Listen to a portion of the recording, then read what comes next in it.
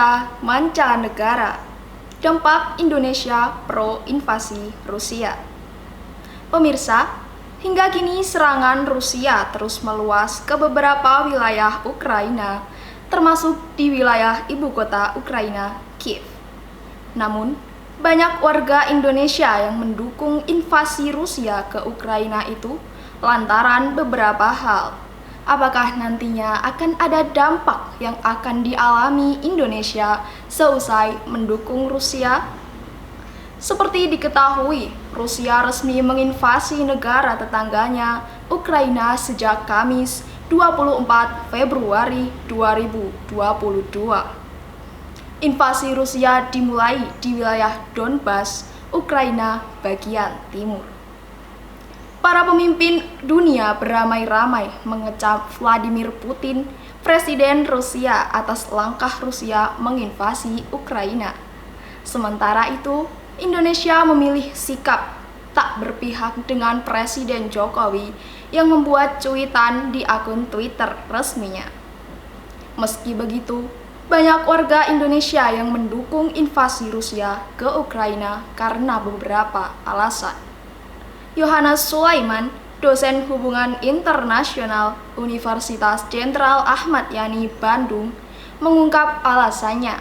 Yohanes menyebut warga Indonesia sebagian besar tak menyukai Amerika Serikat. Berbeda dengan halayak umum, Koni Rahakundini Bakri, seorang pengamat bidang militer, memandang bahwa alasan penyerangan Rusia ke Ukraina untuk memberi pelajaran kepada Amerika Serikat dan NATO. Peneliti studi Rusia dan Eropa Timur, Radityo Dharma Putra, juga turut buka suara.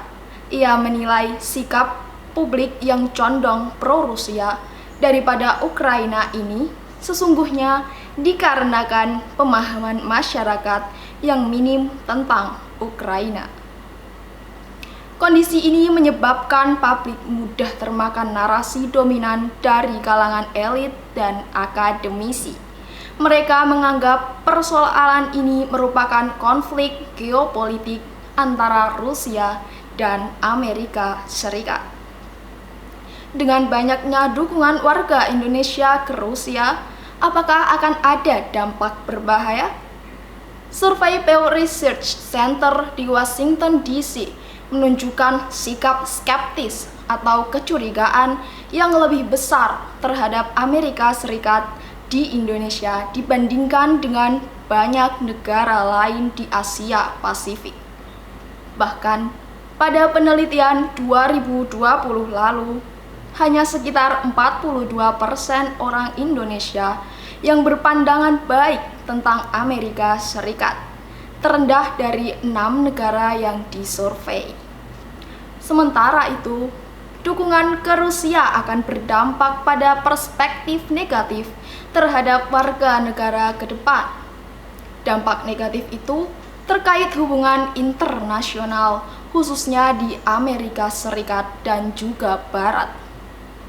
Terlebih lagi, pertumbuhan ekonomi global akan melandai apabila upaya damai kedua negara tidak segera terjadi.